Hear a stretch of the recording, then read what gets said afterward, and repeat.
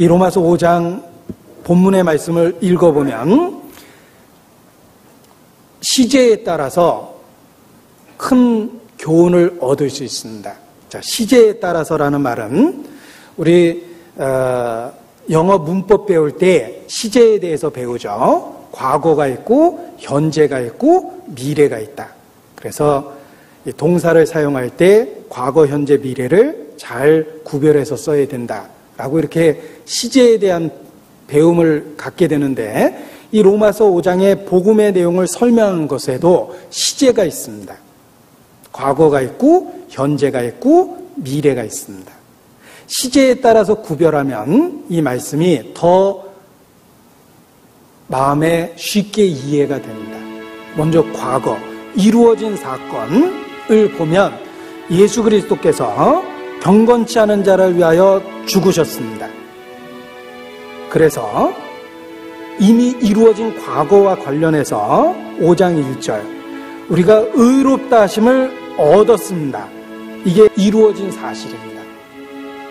복음의 내용 속에는 과거가 있습니다.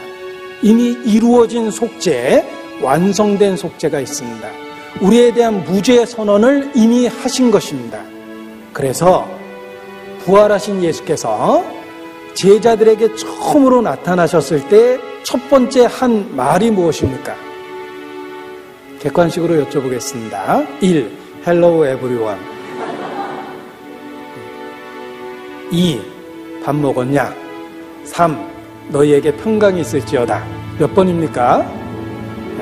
너희에게 평강이 있을지어다. 부활하신 예수께서 제자들에게 첫 번째 나타나셨을 때 하신 말씀입니다. 너희에게 평강이 있을지어다 하고 손과 옆구리를 보이셨죠. 여러분, 평범한 인사말이 아닙니다. 왜냐하면 구약 성경에 악인에게는 평강이 없느니라 라고 선언되어 있습니다. 죄인에게 평강이 없습니다. 죄인은 영적 사형수입니다. 영적 사형수에게 무슨 평강이 있겠습니까? 그런데 부활하신 예수님은 우리에 대한 평강을 선포했습니다. 너에게 평강이 있을지어다. 평강, 화평, 평화 다 똑같은 말입니다. 영어로 어떻게 번역하시겠습니까? Peace, 평강이 있다라는 뜻이에요. 평화라는 뜻입니다. 예수께서 죽고 부활하셔서 하나님과 우리 사이에 화평, 평화를 선포한 겁니다. 그래서 5장 1절에 우리 주 예수 그리스도로 말미암아 하나님으로 더불어 화평을 누리자 그랬죠. 하나님과 우리 사이에 평화가 선포된 것입니다. 우리에 대한 영적 수배가 해제되었습니다. 우리는 의인이 되었고 하나님의 아들이 되었습니다. 이제 더 이상 하나님과 불화 상태에 있지 않습니다.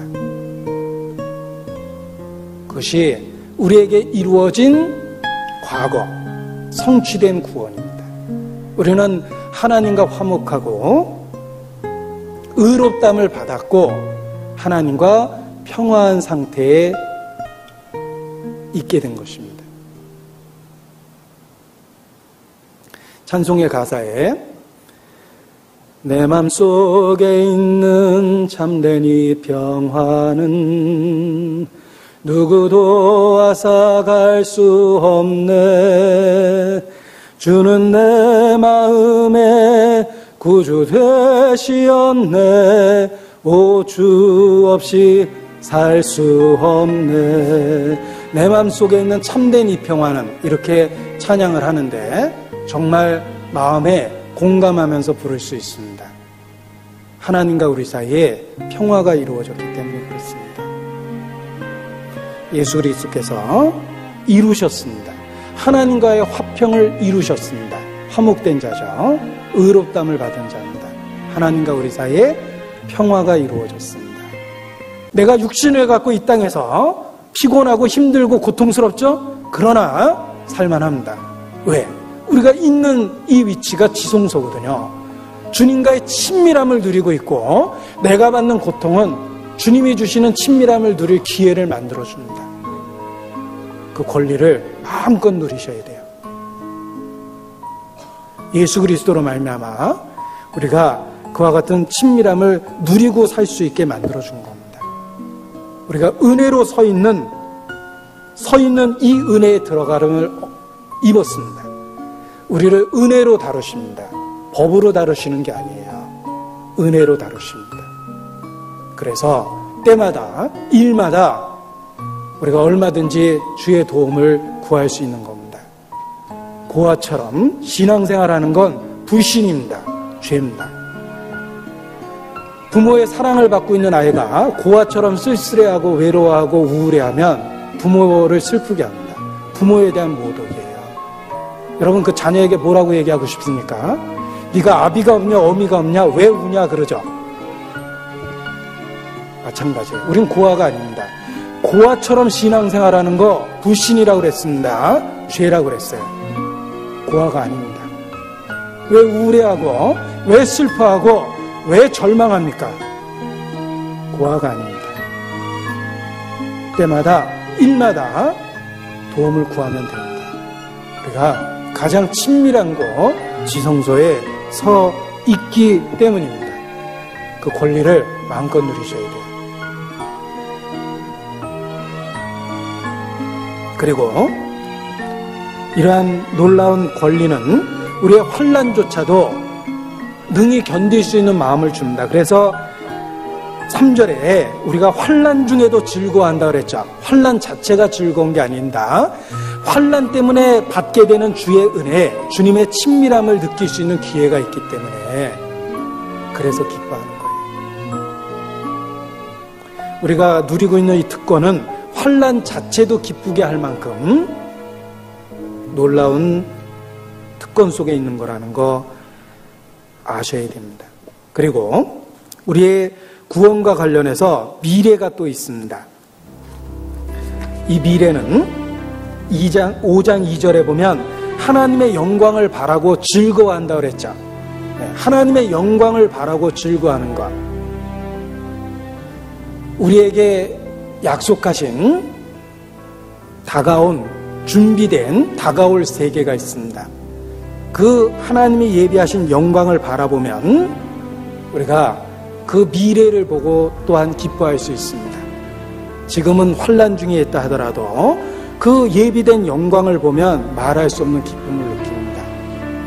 좀 유치한 얘기지만 좋은 그 잔치집에 초대되었다라고 가정을 해보죠. 그러면 오늘 초대된 날입니다. 그 바로 전에 하는 식사는 굶어도 흐뭇합니다. 이따 잘 먹으려고. 그리고 또 자녀하고 함께 가게 됐다면 아유 조금만 먹어 이놈아, 가서 맛있는 거 먹어야지 라고 얘기하겠죠. 자, 보십시오. 저녁에 좋은 파티에 간다라는 것이 아침과 점심을 작게 먹거나 굶어도 흐뭇하게 만듭니다.